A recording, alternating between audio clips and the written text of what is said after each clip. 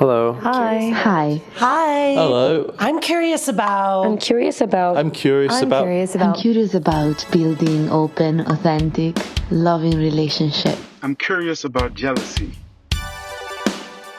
I'm curious about polyamory. Does it just mean that you're fucking all the time? How can I tell my parents that my partner is already married? I'm curious about How do you know when you're too busy to have another relationship? I'm curious about dominant and subordinate relationships. I'm curious about sexual health.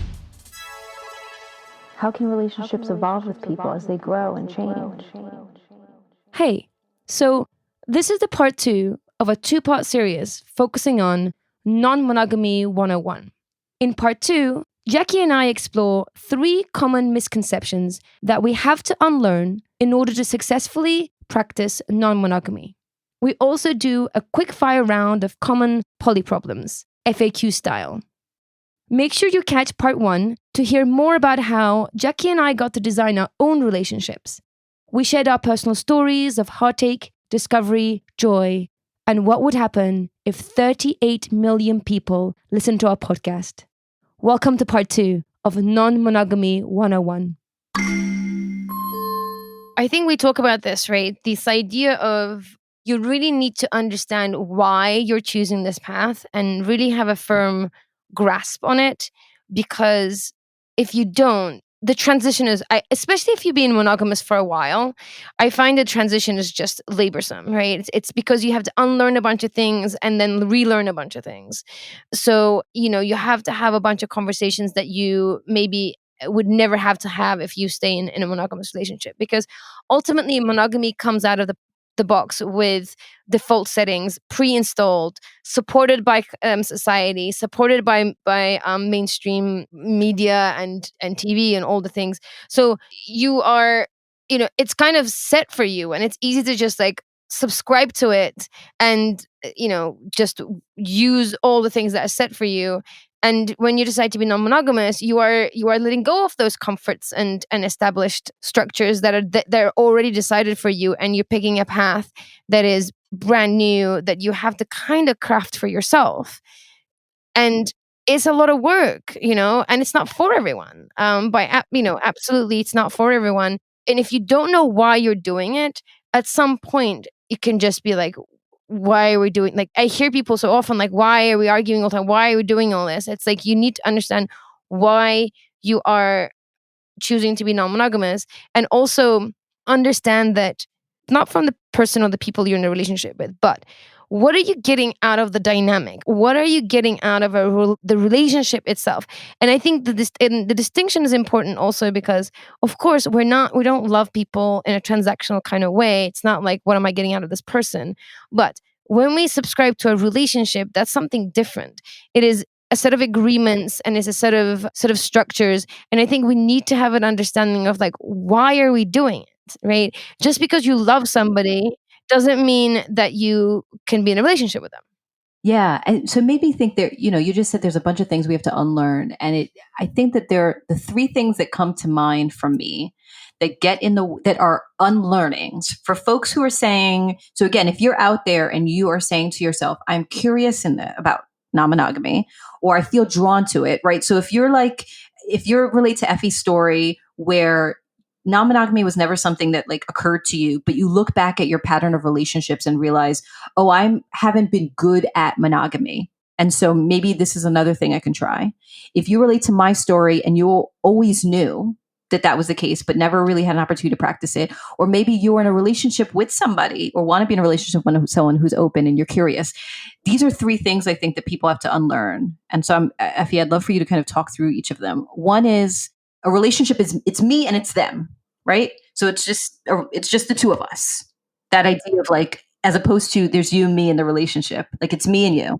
So that's like the first thing I think we have to unlearn and unpack. I wanted you to talk about. The second is that monogamy is normal. Like that's what we should all be doing. And anything against that is wrong. And then the third is that open means poly.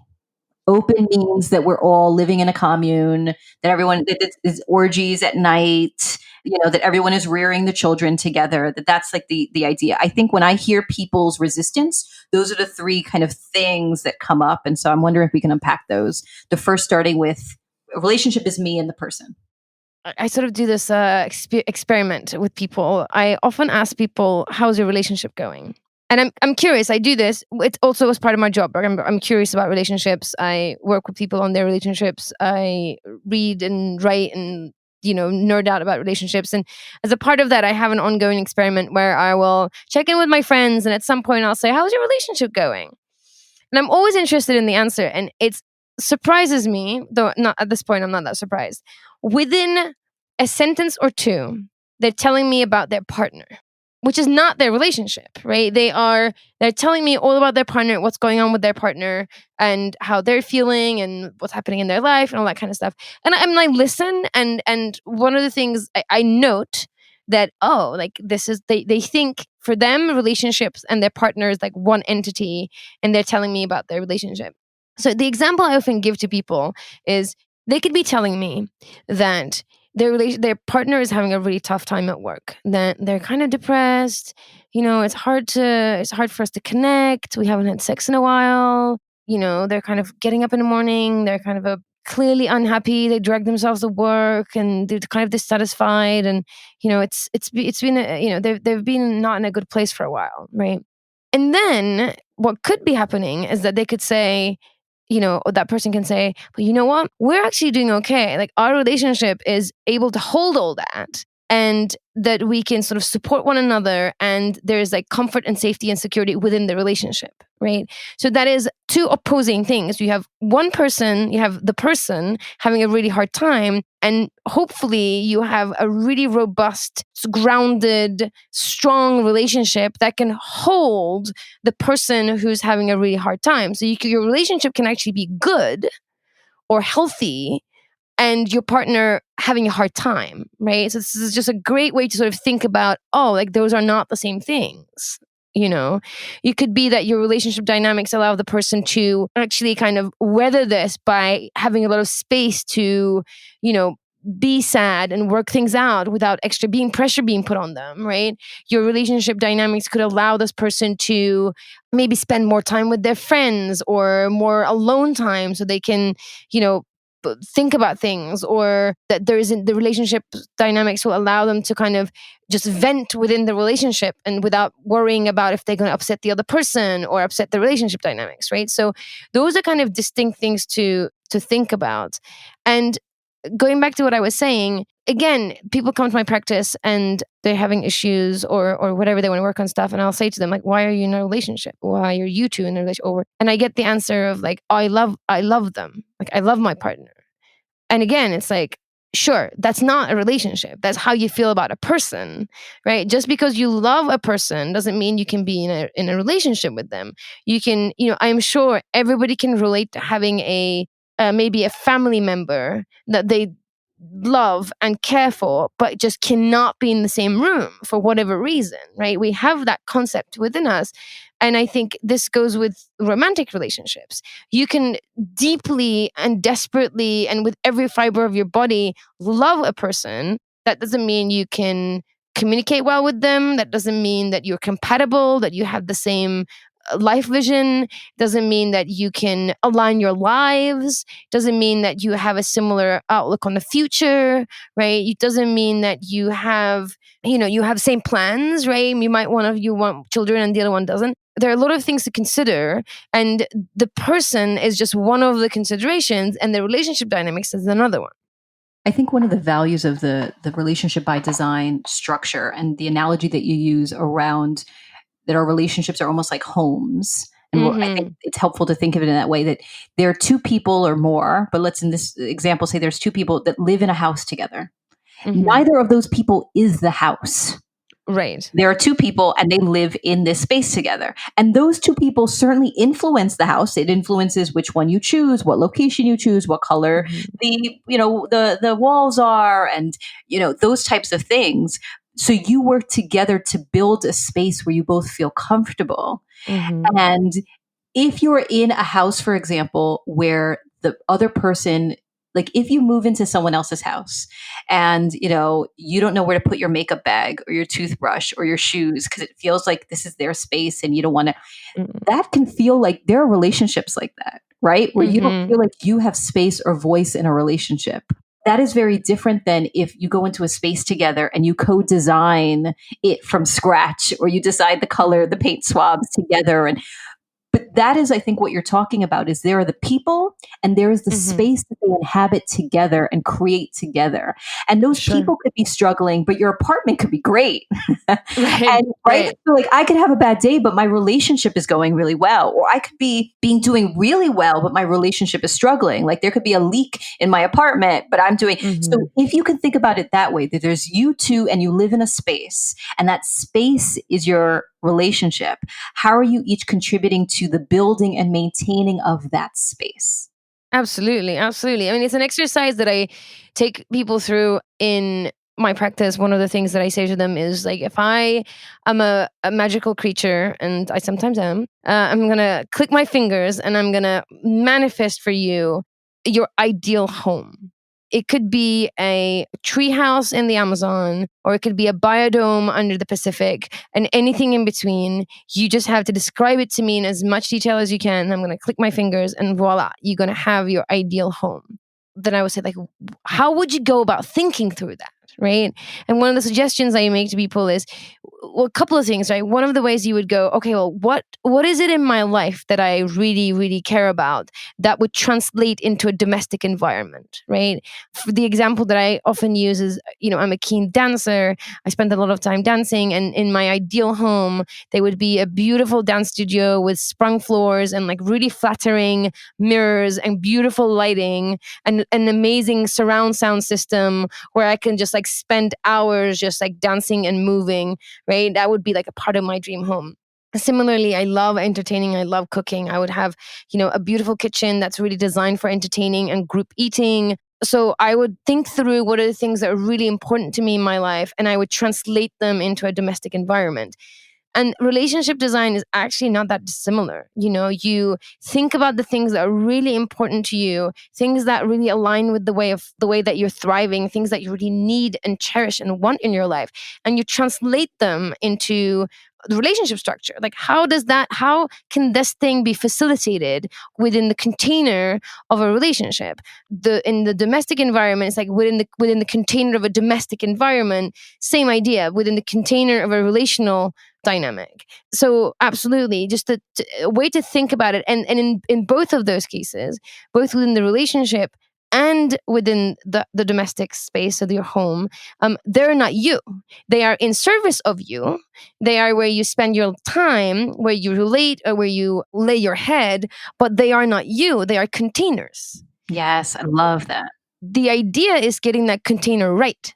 Right. And even those examples that you gave, I know that you've been in partnerships where you being able to host and socialize and be in community was not something that was necessarily supported in all aspects of the relationship. And that became a struggle for you. So even the things that you're talking about with the physical space, if you want to create that in physical space, it's also about creating that space within your relationship, creating space where you can go out and go dancing with friends, even if your partner doesn't want to go, or that you can bring people over to your home and socialize. And if those things if you don't have space for that in your relationship, you're denying parts of yourself and you won't be able to thrive within that relationship. Right. And that's what we're talking about when it's not just you and them, it's you, them, and the relationship, you, them, and the home that you are sharing, the structure. Yeah. And I think that actually leads us really well to kind of the second myth that we want to bust, or the thing that we want to unlearn, which is that monogamy is normal, or that non-monogamy is normal, right? Depending on what side of the camp is, like, who's on the soapbox. And I think what we want to suggest is there is no normal. It is all about what you thrive in. If we follow that house analogy, one may be a prefab home on a cul-de-sac on a beautifully lined, tree-lined street where kids are playing outside, and it's like turnkey, and you go in and you just put in your furniture and you're like ready to live in this space and you love it. And for some people that feels beautiful, and other people that feels like death. Right. And then you have the other extreme where you buy a plot of land and you're going to build from scratch, and you're going to pick every single doorknob where every outlet is, every tile piece. And for some people that sounds amazing, and for other people that sounds terrible. it is that spectrum that is the spectrum of relationship, of monogamy being something that is pre-designed. I think one of the quotes that you say that I love is it's you can choose relationship by design versus relationship by default. And some people want the default. Right. That's not bad. Right. Give me the package, give me turnkey. It's easy. It fits what I want. I thrive in that. Let's do that. And some people want to design it from scratch, and it's figuring out, what do you want? Absolutely. And by the way, I have had experience with both of those things. As much as this idea of building your dream home from scratch seems like this amazing experience, it is really, really hard. I am currently in a home that I co-built with my father, and every day I walk around, I'm like, damn, we made that mistake, or we never made that decision, or this was a terrible decision, or this room doesn't have sockets, like we forgot about the sockets, So it's a really hard thing to do, and it goes back to what we were saying. Like, you really need to be clear to why you're doing it. And you need to keep coming back to that. Keep coming back to why you're doing it and what you're going to get out of the relationship, not the other person, but from the relationship. Like, I walk around this home and I am deeply irritated by the lack of sockets in the upstairs bedroom because it's really, really inconvenient. But I know that we built it because we wanted to live in the orange groves, and we wanted to renovate an existing stone house, and it was really important to us, and something that we worked on together, and that will always be here, down the line when my father might not be around. Like, this home will be the thing that we built together. So there are many, many reasons why, and I have to go back to those when I'm really, really irritated by the things that aren't right in the house, And then the other thing that I wanted to just add in there is, monogamy is normal or not is definitely one of the things, and there's variations on that I want to also add in there. The flip side of that is that monogamy is not natural. I hear that a lot. Monogamy is not natural.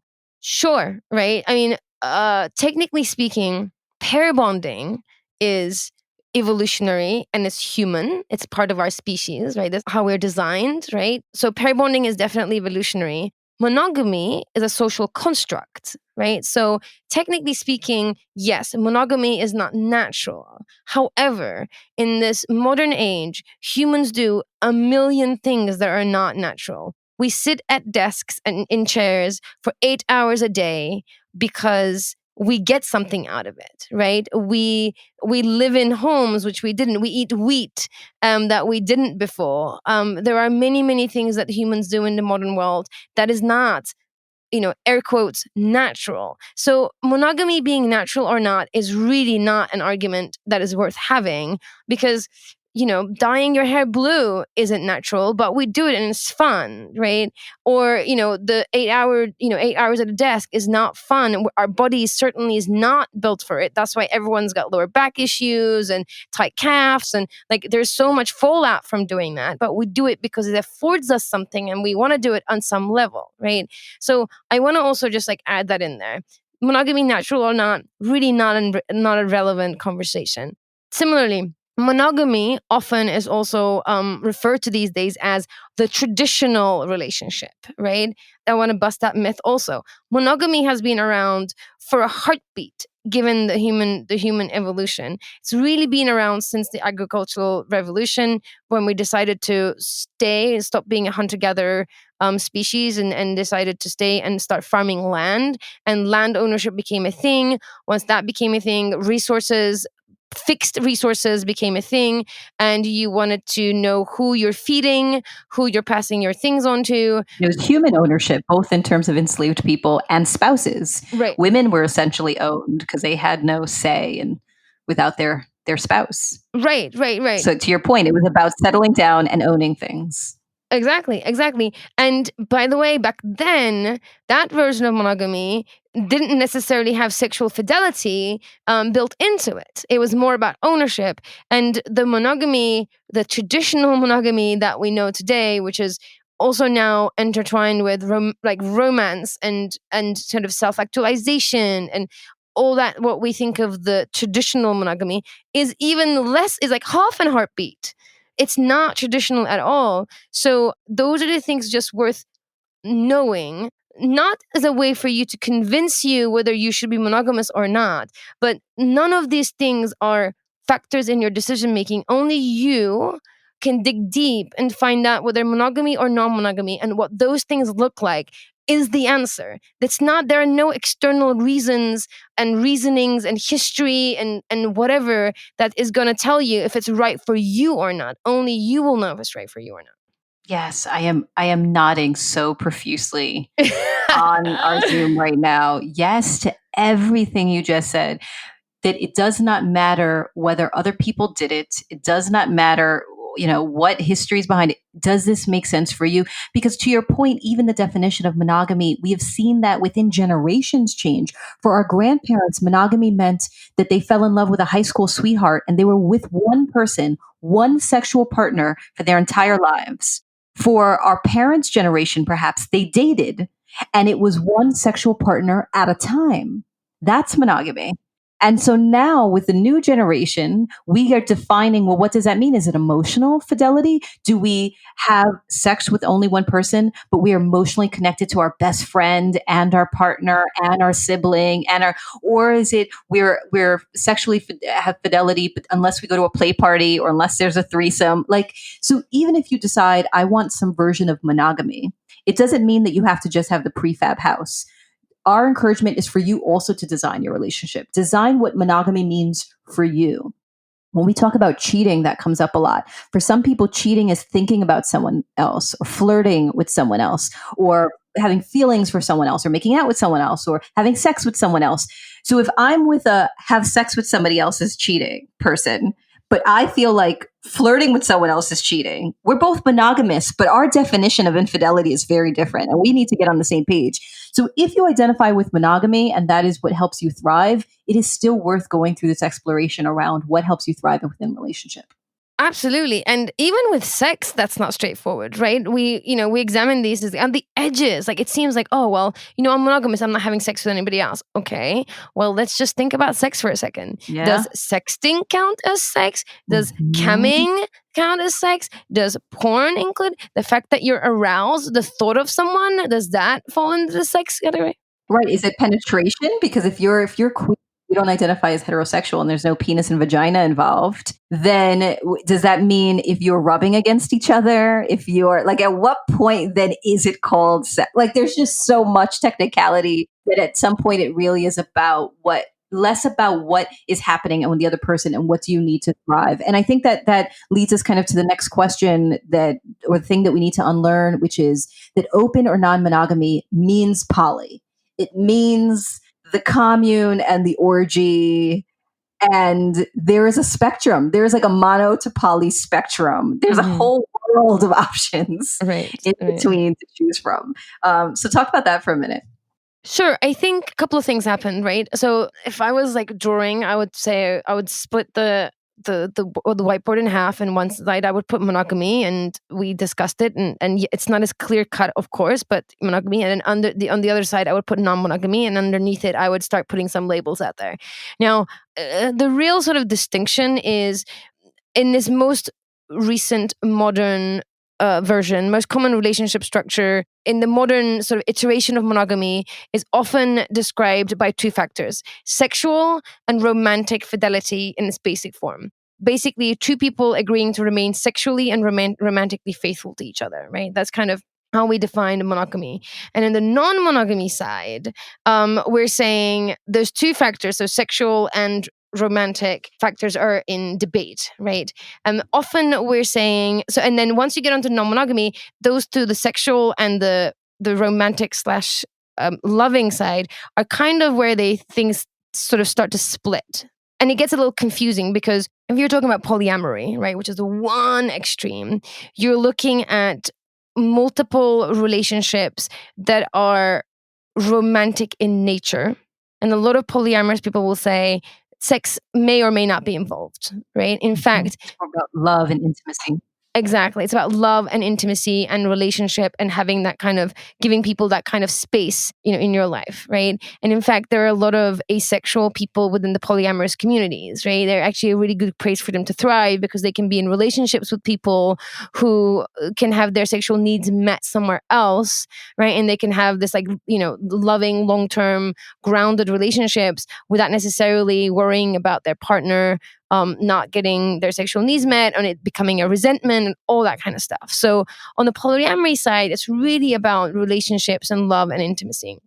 Unfortunately, this idea of polyamory or polyam is used as a catch-all for all things non-monogamous, right? So it's just worth bearing that in mind. If someone's saying I'm poly, I would definitely, I mean, you should ask anyway, but I would definitely ask, like, what does that mean? What does that look like? Because if you move away closer to sort of the center, you'll run into things like open relationships, right? And open relationships tend to be still based around the couple. And it's really about sexual openness, right? It's based on a couple, and they are agreeing to have sex with other people. And there's less of an emphasis on romance and sort of long-term relationships and love, but more about kind of sexual adventures and explorations.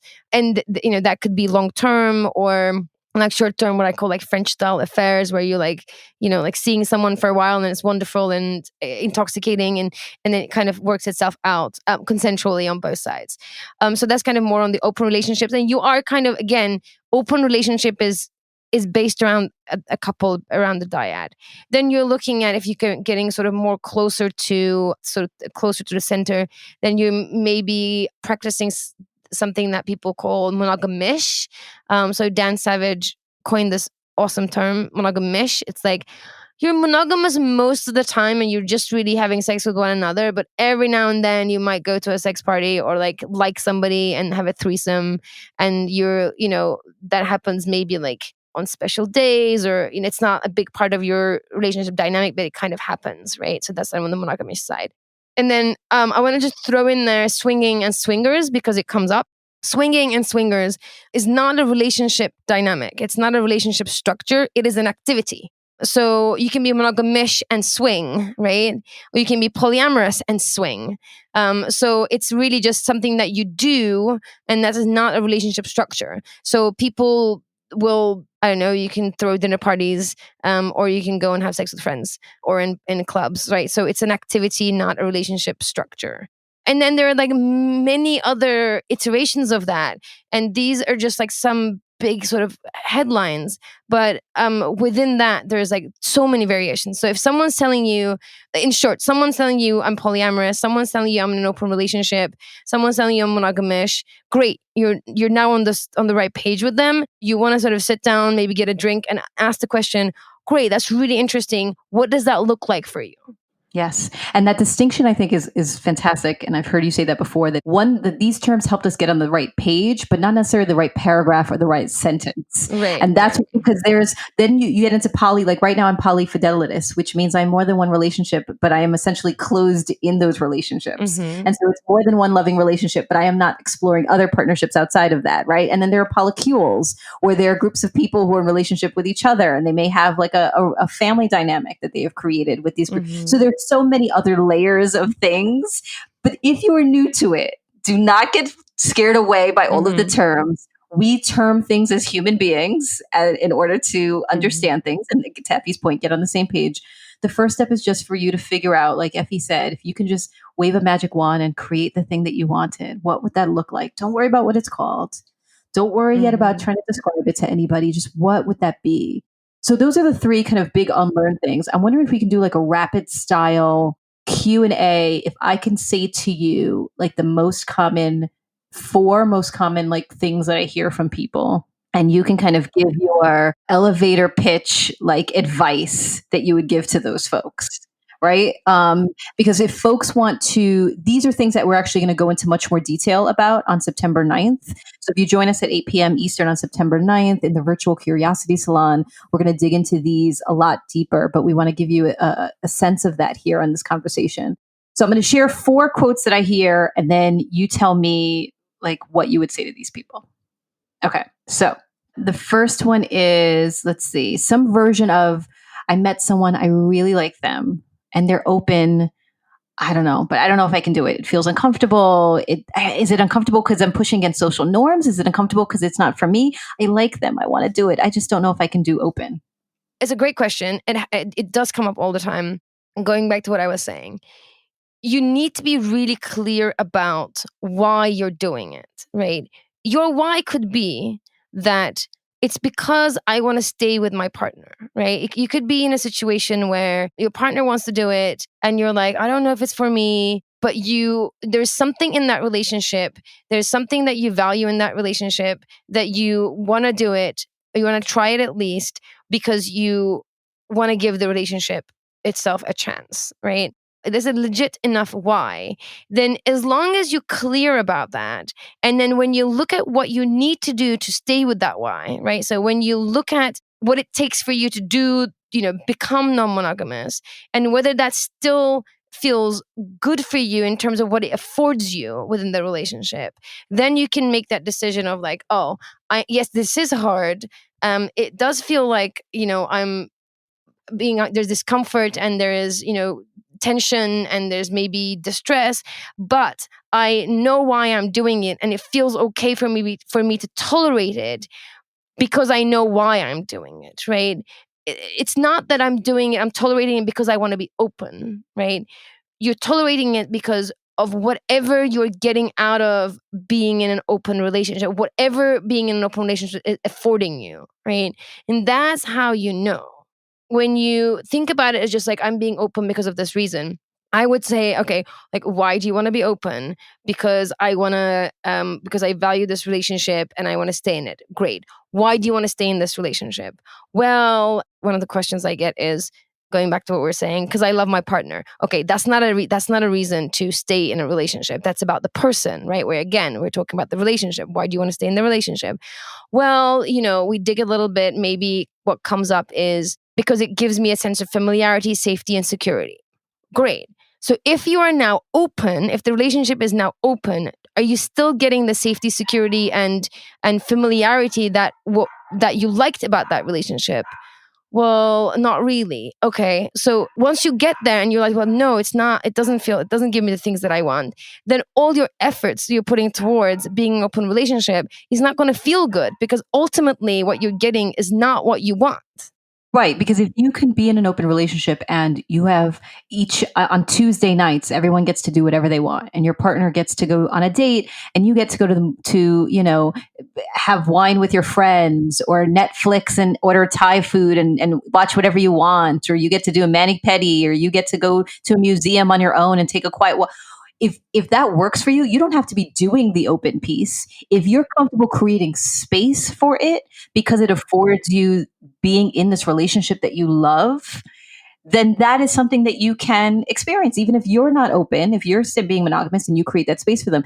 If that creates a sense of instability and jealousy that feels uncomfortable to the point of distraction in your life, if those types of things are happening for you, that's a different kind of mismatch. And so I want to go into that, but first I want to name the myth that if it's right that it should feel comfortable. Mm-hmm. I have named that I've identified as non-monogamous my entire life. I have now been in an open relationship for 7 years. I'm with 2 partners, and it is uncomfortable. Mm-hmm. I still struggle with my partners being physically or emotionally intimate with somebody else. I still struggle with insecurity. I struggle with feeling territorial, or when they're out on a date and not being consumed with thinking about what they're doing or where they're going, or, if that person was better at that sexual activity than me. And so I want to just bust the myth that that the people who are doing it, this doesn't bother them. Mm-hmm. I do get bothered. Oh, for sure. I do cry. I do feel sensitive. I've had many sessions with Effy where I'm like, you got to help me navigate this thing because I don't know. This is really hard. But I do it because I want that freedom afforded to me. I want that kind of space, that opportunity for growth. I do love these people very much who are in my life. And it is something that I am committed to doing as a part of my life and my growth. So I'm willing to be in the discomfort in order to have that growth and opportunity. But it does not mean that it's easy. Absolutely. So if it's uncomfortable, you have to decide for yourself, is it uncomfortable but a discomfort that I can tolerate? Or this other example, which, you shared the other day, which made me laugh and then think, sometimes it's just not going to work. Yes. So I actually have what might be considered as controversial opinion on this, right? This is such a common thing that comes up. And what I'm about to say might just rub people the wrong way. And I think I've got to a point where this is my opinion and it's just where I land with this. So often I hear, I'm monogamous, my partner is non-monogamous. The poly-mono mismatch is such a big theme. And it's like, how do we make it work? And what's going to happen to us? And, it's just like often a question that is asked. So here's where I land on it. The chances are it's not going to work. And this is why. It is like if a dolphin falls in love with an elephant, right? Those animals are incredibly intelligent mammals. They have family structures, they have memories, they can use tools. They are both in their domains really advanced species that thrive, are advanced, are brilliant, right? And one of them is a dolphin that needs the water, and the other one's an elephant that lives on land. And it doesn't matter how sophisticated, how brilliant, how adaptable these creatures are. And they might even share, they share abilities, they share culture, if you can call it that. They share a lot of structural things, but they just don't breathe in the same environment. So you can be as similar as you like. And if you're just not breathing in the same environment, it's not going to work out, right? Maybe the elephant can hang out by the side of the water and watch the dolphin. And maybe the elephant can go into the water for a little bit and hang out there, but it's just not sustainable long term, right?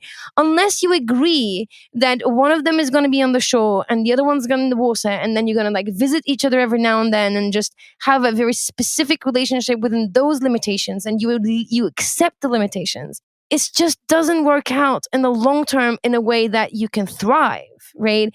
It can work and it can be awkward and it could be difficult and painful. And like I said, the elephant can hang out in the water for a while, but it's not sustainable in a thriving kind of way in a long term. So if you are in a long-term poly-mono mismatch and it's not working, it's just really hard to make it work. You either have to accept the parts of it that's not working are just what they are. You just don't breathe in the same environment, or you gotta let it go. I know this is really controversial. I know people give advice on how you make it, and you should work on yourself, and you should do this, and you should do that. I don't know, man. It's just not going to work out. I'm really sorry. I want a few seconds of silence just for that to like settle in with everybody. I'm sad. I wish. I know. I wish I had a magic solution. Like, I've sat through so many client sessions on this. It is probably 50% of the questions that we get in our workshops is like, they want this, I want that. How do we make it work? There are Facebook groups dedicated to this, multiple Facebook groups dedicated to poly-mono mismatch. There are articles written. This comes up in every session. Every time we do anything on non-monogamy, this question comes up. And I promise you, I have thought about this. I think about it regularly every time I sit down to write curriculum, every time I sit down to write this podcast when we're thinking about all these ideas. It is on my mind, and I have at this point seen dozens and dozens of people and facilitated, there is no magic formula. There is no way that this thrives without it being a pain in the backside for everyone. So this is where I land. Please, here's the thing. If you have a magic formula that I don't know, that I haven't thought of, please tell us. Write to us, leave a comment somewhere. You can reach us in a bajillion places, which Jackie is going to let you know in a minute. Please let me know, because we would like to use this platform to disperse this information that we don't have. So that would be my plea to people. And let me just clarify that it doesn't mean that someone who identifies as open and someone who identifies as mono can't be in relationship with each other if they've designed a structure where they can both thrive. So that example that I gave, where every Tuesday night, one partner goes on dates or meets with a girlfriend or boyfriend, and the other partner spends times with friends or alone, and everyone is happy. That can absolutely work. It's when the relationship construct, that house, means that someone feels like they are not thriving. They don't feel safe. They don't feel heard or seen or loved. If that is the dynamic, then it sounds like it's an elephant and a dolphin, and they can't survive in the same space. So that feels heavy, but feels very true. And we can explore more. But again, this is about thriving. And so you can decide, can I live with it? Or are we dolphins and elephants? Let's say you decide, yes, I can do this, right? The next question or the next statement that we hear most often is, we want to take the plunge. My partner and I would like to open up. But now what do we do next? Okay, so I'm going to be super rapid fire. First of all, come to our workshop. That's happening. That's happening next week. If you missed that one, come and do the relationship by design work with us. That's your second option. I say these things because the first thing you need to do is some homework. You need to do your conceptual and personal homework. What does that mean? You need to understand non-monogamy, and from the lens of non-monogamy, not from the lens of monogamy. So that means you need to do some unlearning, and then you need to do some new learning. And that can be done through books, research. We definitely do a lot of work at Curious Folks around that. We've been talking about too. That's coming up. So you need to do some conceptual understanding of non-monogamy as a relationship structure, and knowing things like the history, the psychology, all that kind of stuff is really, really helpful because it takes a lot of the stigma out of it and normalizes some of these decisions. Personal homework, you really, really you really need to understand what you want, what you need, and how to articulate that stuff. So Jacqueline and I put together a workbook called Relationship by Design, Module 1, Know Thyself. We will share the link in the show notes. That's something that we did that will help you break down, help you like think through all the areas of your life, emotionally, physically, spiritually, and to really get to know yourself, and then gives you tools to articulate that to your partner. So you really need to understand who you are, how you show up in a relationship, and what you want. Then you need to do some foundational work that most of us haven't done or haven't had a chance to do. You need to nail down communication. When I hear people say that I'm a good communicator, I'm always like, we'll see about that. And often it turns out that they're not. We have a misunderstanding that conversing is communicating. That is not the same thing. Communication is conversing with the intention to understand and to be understood. It is a skill that you learn and you practice. So it's something that you need to nail down. Within communication, you really need to understand negotiation and conflict resolution. Again, these are skills. Next, along with that, you need to really practice emotional intelligence and regulation. Again, these are skills. This is knowledge and skill you need to get down. Monogamy offers you some default settings that you can get away with not having these skills, though having these skills in your tool belt will really enhance any relationship, monogamous or not. So if you're in a non-monogamous relationship, or if you want to dive into that and you want it to be one that you can thrive and and for it to really work, you do have to work on this stuff. From that lens, having really grasped these skills, you then need to decide what you want it to look like, right? We talked about it. It could be, the occasional threesome, all the way to let's live in a commune, right? There is a broad spectrum of how non-monogamy can show up, so it can look like. So you need to figure out what you want that for you. A couple of pro tips that if you can get those in there as well, this is like a ninja level stuff. Honestly, they sound crazy, but it really makes a difference. Start making space, right? If you're going to start dating other people, you are going to need to make space, because sometimes what happens is that it's the withdrawal from one another along with somebody new that you're introducing can really amp up the insecurity and jealousy and all those things that people deal with. Before you even meet somebody, even start dating, I really recommend people to start making space. What does that mean? Start spending time intentionally apart from one another. Engage in separate activities that are private in some way. I actually always tell people, start a hobby or start volunteering. And those things really will help you down the line. And on the workshop, we'll talk more about why those things really make a difference. Go on dates with yourself, right? For a couple of reasons. One, again, you're making space that you might down the line allocate to somebody else. And two, scheduling is a bitch. You might not be able to go on separate dates. You and your partner might not be able to go on dates at the same time, right? So maybe you find somebody to date and the other person hasn't, or they found somebody and you found somebody and you just can't align the dates you can go on a date. So you want to be able to be on a date with yourself, spend time alone while your partner is doing something else and feel good about it. So start practicing that. And last but not least, this is also vital. Align yourself with a support network, a therapist, a coach, a counselor, also a community. Curious Folks is a community. We've made sure that it is a community because of this. This is originally was designed so that as people transitioning into non-monogamy, they had space where they can learn, connect, and thrive together. And there are many other communities. Find one that's near you, in person, online. and connect with people, because you're going to need that support network when you're starting to delve into non-monogamy. Whew, quick fire round. Next. I like it. All right, last two questions, Effie. Rapid fire. Here we go. Uh-huh. I want this. I want to be open, but I don't know how to bring it up to my partner. What do you say?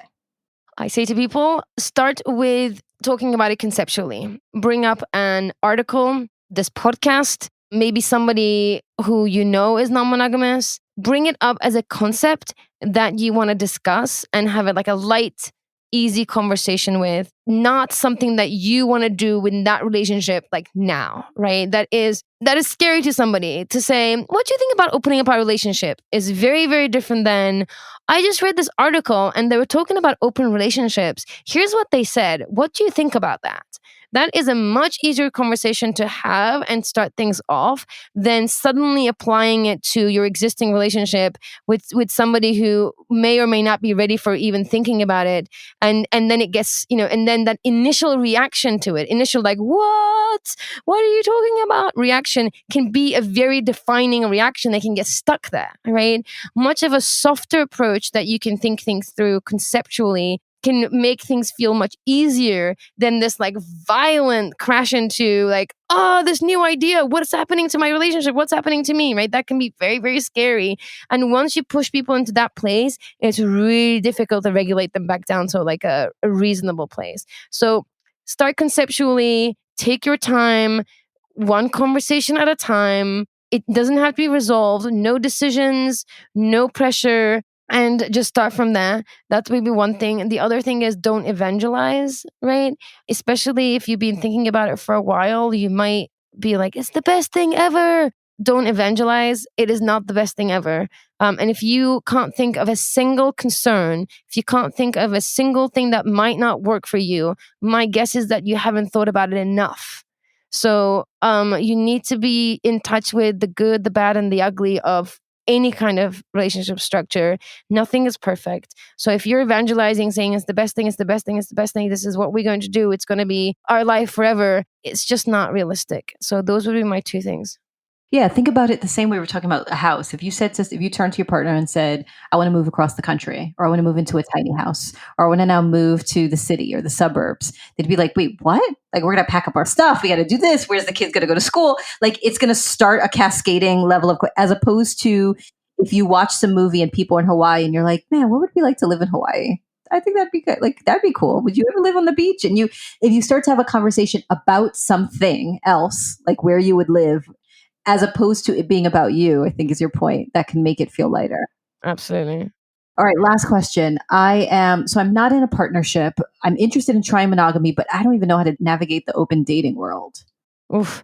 Yeah, I mean, dating is hard, period. And once you are trying to date in a very specific way, it gets a little more tough. So there are a couple of things that is worth knowing. Often the misconceptions that you're going to come up against are that you are a player, you're a cheater, you're a commitment phobe, you're easy, that you don't want a relationship, you just want to you're actually looking for a one night stand. So those are the common things you are likely to come up against. So just know those things and have a way of describing what you be very clear about what you want, knowing that these are some of the misconceptions that you're going to be dealing with. I would say online dating is all the rage. I would say this for any kind of dating, but also definitely for non-monogamous dating or open dating. Try to do as much in person as you do online. I do realize that we're in the middle of a pandemic and finding community events and like fun socials that you can do and meet people is really hard these days. So I realize that. Virtual meetups. Exactly. I was going to say there are like we do them first Wednesday of every month. So curious folks, socials are definitely designed for that. But do things that are community, things that you can attend and meet people as much as you do online dating. And then when you're doing online dating, just realize that some apps are better than others for non-monogamy. Again, depending on what you're looking for. So if you're looking for your like fun threesome occasionally, or these like cute, French style affairs, Tinder is a good option. If you're really just looking for, threesomes and mostly sexual intimacy or sexual exploration of fun. Field is another app for that.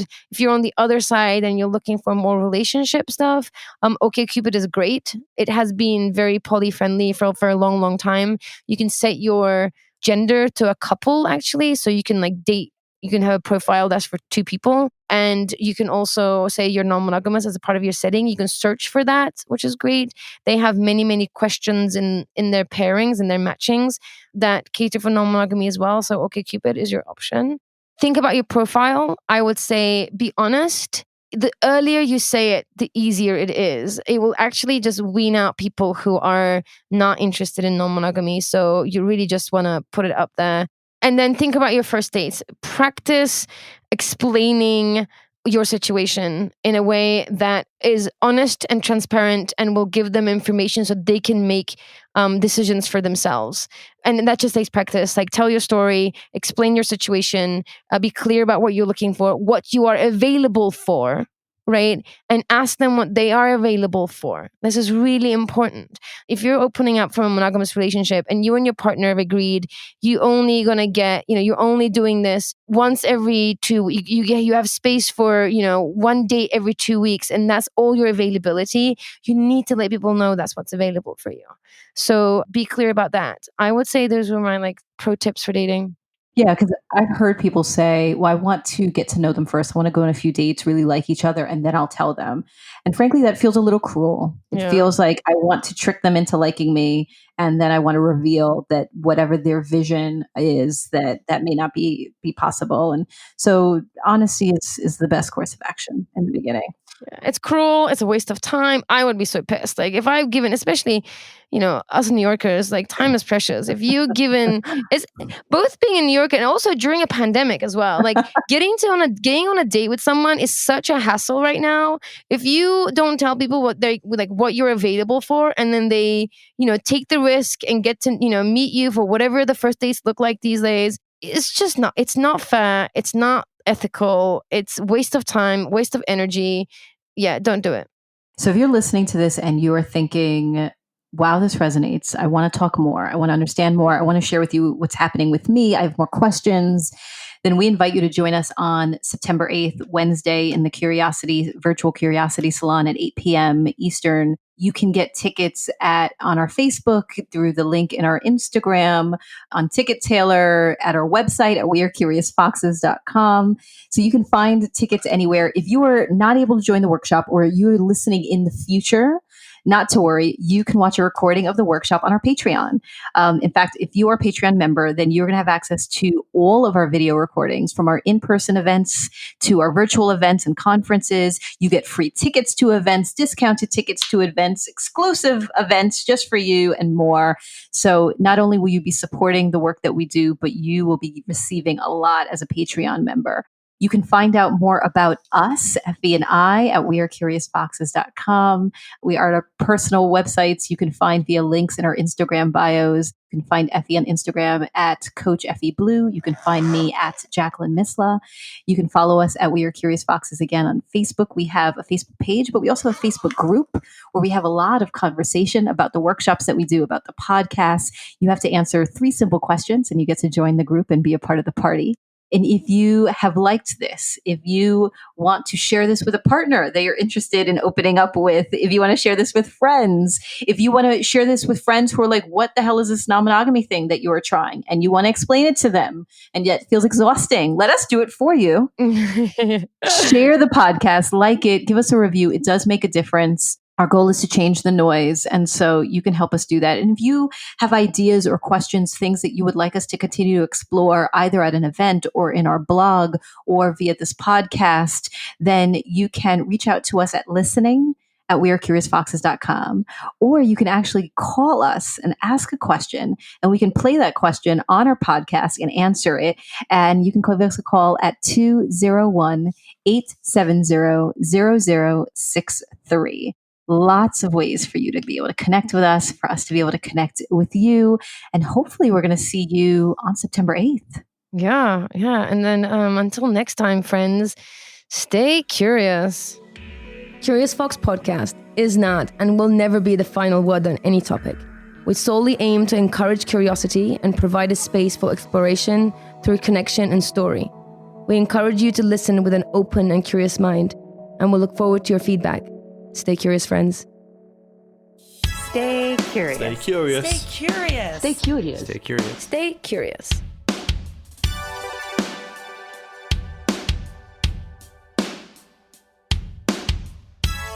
Stay curious.